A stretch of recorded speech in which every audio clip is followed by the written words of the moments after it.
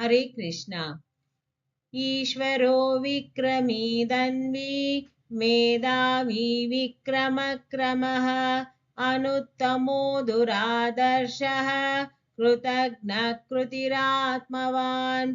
ಈಶ್ವರೋ ವಿಕ್ರಮೀ ಧನ್ವಿ ಮೇಧಾವಿ ವಿಕ್ರಮ ಕ್ರಮಃ ಅನುತ್ತಮೋ ದುರಾದರ್ಶಃ ಕೃತಜ್ಞ ಕೃತಿರಾತ್ಮವಾನ್.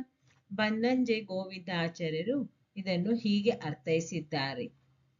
ಈಶ್ವರ, ಈಶ್ವರ ಎಂದರೆ ಜಗತ್ತನ್ನು ನಿಯಂತ್ರಿಸುವ ಎಲ್ಲ ಶಕ್ತಿಗಳ ಈಶಾ ಎಂದರ್ಥ. ವಿಕ್ರಮಿ, ಈ ನಾಮದ ವಿಶ್ಲೇಷಣೆ ಮಾಡಲು ನಾವು ಭಗವಂತನ ವಾಮನ ಅವತಾರದ ಕಥೆಯನ್ನು ಒಮ್ಮೆ ಮೆಲುಕು ಹಾಕಬೇಕು. ನಿಮಗೆ ತಿಳಿದಿರುವಂತೆ ವಾಮನ ರೂಪಿ ಭಗವಂತ ಮಹಾದಾನಿ ಬಲಿಚಕ್ರವರ್ತಿಯಲ್ಲಿ 3 ಹೆಜ್ಜೆ ಭೂಮಿಯನ್ನು ದಾನವಾಗಿ ಕೇಳುತ್ತಾನೆ. ಶುಕ್ರಾಚಾರ್ಯರ ವಿರೋಧವನ್ನು ಲೆಕ್ಕಿಸದೆ ಬಲಿ ವಾಮನನಿಗೆ 3 ಹೆಜ್ಜೆ ಭೂಮಿಯನ್ನು ದಾನ ಮಾಡಲು ಒಪ್ಪಿಕೊಳ್ಳುತ್ತಾನೆ. ವಾಮನನು ತನ್ನ ಮೊದಲ ಹೆಜ್ಜೆಯಿಂದ ಭೂಮಿಯನ್ನು ಮತ್ತು 2ನೇ ಹೆಜ್ಜೆಯಿಂದ ಆಕಾಶವನ್ನು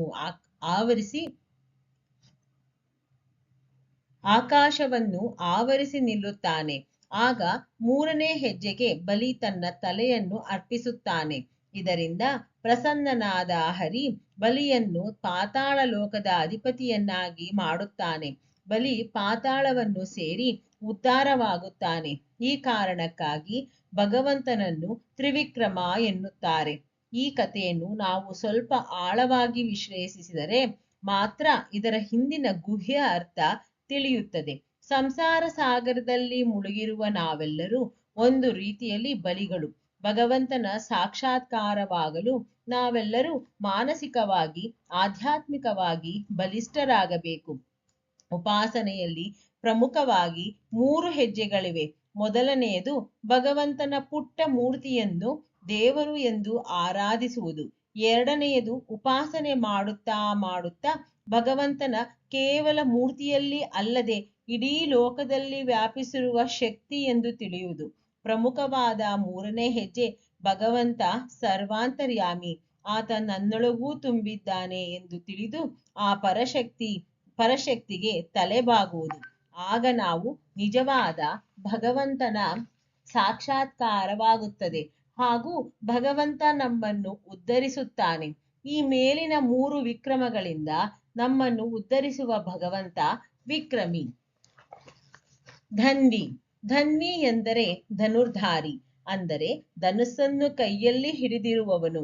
ಇಲ್ಲಿ ಧನಸ್ಸು ದುಷ್ಟ ನಿಗ್ರಹದ ಸಂಕೇತ. ಧರ್ಮದ ಸಂಸ್ಥಾಪನೆಗಾಗಿ ಕೈಯಲ್ಲಿ ಆಯುಧ ಹಿಡಿದಿರುವ ಭಗವಂತ ಧನ್ವಿ. ಭಗವಂತನಿಗೆ ಯಾವುದೇ ವಿಶೇಷ ಆಯುಧದ ಅಗತ್ಯವಿಲ್ಲ. ಭಗವಂತ ದುಷ್ಕರ್ಮದ ನಾಶಕನಾಗಿರುವುದರಿಂದ ಆತನನ್ನು ಧನ್ವಿ ಎನ್ನುತ್ತಾರೆ. ಮೇಧಾವಿ, ಮೇಧಾ ಎಂದರೆ ಸ್ಮರಣ ಶಕ್ತಿ. ಯಾವುದನ್ನು ಕೇಳುತ್ತೇವೋ, ಯಾವುದನ್ನು ಓದುತ್ತೇವೋ ಅದನ್ನು ಶಾಶ್ವತವಾಗಿ ಮಸ್ತಕದಲ್ಲಿ ಅಂದರೆ ತಲೆಯಲ್ಲಿ ಇಟ್ಟುಕೊಳ್ಳುವುದು. ಮನಸ್ಸು ಬಯಸುತ್ತದೆ, ಬುದ್ಧಿ ನಿಶ್ಚಯವಾಗಿ ಗ್ರಹಿಸುತ್ತದೆ, ಚಿತ್ತ ನೆನಪಿಡುತ್ತದೆ. ಗ್ರಹಿಸಿದ ವಿಷಯವನ್ನು ಶಾಶ್ವತವಾಗಿ ನೆನಪಿನಲ್ಲಿಡುವವರು ಮೇಧಾವಿಗಳು. ಭಗವಂತ ಸ್ವತಃ ಮೇಧಾವಿ ಹಾಗೂ ನಮಗೆ ಚಿತ್ತವನ್ನು ಕರುಣಿಸುವವ. ವಿಕ್ರಮ ಎಂದರೆ ಕ್ರಮವಿಲ್ಲದವನು. ಅಂದರೆ ಭಗವಂತನು ಯಾವುದೇ ಕ್ರಮದ ನಿರ್ಬಂಧಕ್ಕೆ ಒಳಗಾಗಿಲ್ಲ. ಅವನು ನಡೆದ ದಾರಿ ಎಲ್ಲವೂ ನಮಗೆ ಕ್ರಮ. ಮೇಲೆ ಹೇಳಿದಂತೆ ಭಗವಂತ ವಿಕ್ರಮ. ಆತ ನಿರ್ಮಿಸಿರುವ ಈ ಸೃಷ್ಟಿ ಸಂಪೂರ್ಣ ಕ್ರಮಬದ್ಧವಾಗಿದೆ. ಪ್ರತಿಯೊಂದು ಗ್ರಹದ ಚಲನೆ ಗಣಿತಬದ್ಧವಾಗಿದೆ. ಉದಾಹರಣೆಗೆ ಯಾವಾಗ ಗ್ರಹಣವಾಗಿದೆ, ಯಾವಾಗ ಗ್ರಹಣವಾಗುತ್ತದೆ ಎನ್ನುವುದನ್ನು ಕರಾರುವಾಕ್ಕಾಗಿ ಗಣಿತದಿಂದ ತಿಳಿಯಬಹುದು. ಪ್ರತಿಯೊಂದು ಗ್ರಹ ಗೋಳಗಳು ನಿಯತವಾದ ಸ್ತರದಲ್ಲಿ ನಿಯತವಾದ ವೇಗದಲ್ಲಿ ಸುತ್ತುತ್ತಿವೆ. ಈ ಗಣಿತ ಅಷ್ಟೊಂದು ಕ್ರಮಬದ್ಧವಾಗಿದೆ. ಇಂತಹ ಕ್ರಮಬದ್ಧವಾದ ಸೃಷ್ಟಿಯ ಕರ್ತನಾದ ಭಗವಂತ ಕ್ರಮಃ. ಅನುತ್ತಮಃ, ಭಗವಂತನ ಹೆಜ್ಜೆ ಆನೆಯ ಹೆಜ್ಜೆಯಂತೆ. ಇತರ ಎಲ್ಲಾ ಹೆಜ್ಜೆಗಳು ಅದರ ವ್ಯಾಪ್ತಿಯ ಒಳಗೆ ಸೀಮಿತ. ಅನುತ್ತಮ ಎಂದರೆ ಉತ್ತಮರಲ್ಲಿ ಉತ್ತಮ, ಅವನಿಂದ ಉತ್ತಮರು ಯಾರೂ ಇಲ್ಲ. ದುರಾದರ್ಶ, ದರ್ಶನೆಗೆ ನಿಲುಕದೇ ಇರುವುದು ದುರಾದರ್ಶ. ಭಗವಂತನನ್ನು ನಲುಗಿಸುವುದು, ವಿಚಲಿತಗೊಳಿಸುವುದು ಅಸಾಧ್ಯ.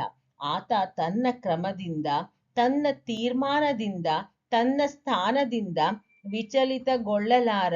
ಇಂತಹ ಭಗವಂತ ದುರಾದರ್ಶ.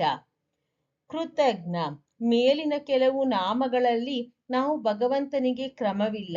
ಅವನ ಕ್ರಮವನ್ನು ಯಾರೂ ಮೀರಲಾರರು. ಅವನು ಅನುತ್ತಮ, ದುರಾದರ್ಶ ಇತ್ಯಾದಿ ಗುಣಗಳನ್ನು ನೋಡಿದೆವು. ಈಗ ನಮ್ಮಲ್ಲಿ ಒಂದು ಪ್ರಶ್ನೆ ಮೂಡಬಹುದು. ಭಗವಂತ ಏಕೆ ಪಕ್ಷಪಾತಿ? ಒಬ್ಬ ಬಡವ, ಒಬ್ಬ ಶ್ರೀಮಂತ, ಒಬ್ಬರಿಗೆ ಸುಖ, ಇನ್ನೊಬ್ಬರಿಗೆ ಕಷ್ಟ, ಏಕೆ ಹೀಗೆ? ಈ ಪ್ರಶ್ನೆಗೆ ಉತ್ತರವೇ ಕೃತಜ್ಞ ನಾಮದ ಅರ್ಥ. ಕೃತಜ್ಞ ಎಂದರೆ ಏನನ್ನೂ ಮರೆಯದೆ ಮರಳಿ ಕೊಡುವವನು ಎಂದರ್ಥ. ನಾವು ಏನನ್ನು ಮಾಡಿದ್ದೇವೋ ಆ ಕರ್ಮಕ್ಕನುಗುಣವಾಗಿ ಫಲವನ್ನು ಕೊಡುವ ಭಗವಂತ ಕೃತಜ್ಞ. ಕೃತಿಹಿ, ಭಗವಂತನ ಜ್ಞಾನ, ಬಲ, ಕ್ರಿಯೆ ಎಲ್ಲವೂ ಆತನ ಸ್ವರೂಪ. ವಿಶ್ವವನ್ನೆಲ್ಲ ನಿರ್ಮಿಸಿದ ಕ್ರಿಯಾ ಸ್ವರೂಪ ಭಗವಂತ.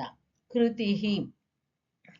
ಆತ್ಮವಾನ್, ಆತ್ಮದ ಸ್ಥೂಲವಾದ ಅರ್ಥ ಶರೀರ. ಭಗವಂತನಿಗೆ ಮಣ್ಣು, ನೀರು ಮತ್ತು ಬೆಂಕಿಯಿಂದಾದ ಒಂದು ದಿನದ ಬಿದ್ದು ಹೋಗುವ ಶರೀರ ಅಥವಾ ಆಕಾರವಿಲ್ಲ. ಅವನು ವಿಶ್ವಾಕಾರ. ಆತ ಯಾವ ರೂಪದಲ್ಲಿ ಕೂಡ ಕಾಣಿಸಿಕೊಳ್ಳಬಲ್ಲ. ಜ್ಞಾನ ಆತನ ಸ್ವರೂಪ. ಎಲ್ಲ ಆತ್ಮರ ತಂದೆಯಾದ ಭಗವಂತ ಆತ್ಮವಾನ್. ಸರ್ವಂ ಕೃಷ್ಣಾರ್ಪಣಮಸ್ತು. ಬನ್ನಿ ಈ ಶ್ಲೋಕವನ್ನು ಕಲಿಯೋಣ. ಈಶ್ವರೋ ವಿಕ್ರಮೀ ಧನ್ವಿ ಮೇಧಾವಿ ವಿಕ್ರಮಃ ಕ್ರಮಃ ಅನುತ್ತಮೋ ದುರಾದರ್ಶಃ ಕೃತಜ್ಞಃ ಕೃತಿರಾತ್ಮವಾನ್. ಈಶ್ವರೋ ವಿಕ್ರಮೀ ಧನ್ವಿ ಮೇಧಾವಿ ವಿಕ್ರಮಃ ಕ್ರಮಃ ಅನುತ್ತಮೋ ದುರಾದರ್ಶಃ ಕೃತಜ್ಞ ಕೃತಿರಾತ್ಮವಾನ್. ಈಶ್ವರೋ ವಿಕ್ರಮೀ ಧನ್ವಿ ಮೇಧಾವಿ ವಿಕ್ರಮಃ ಕ್ರಮಃ ಅನುತ್ತಮೋ ದುರಾದರ್ಶಃ ಕೃತಜ್ಞ ಕೃತಿರಾತ್ಮವಾನ್.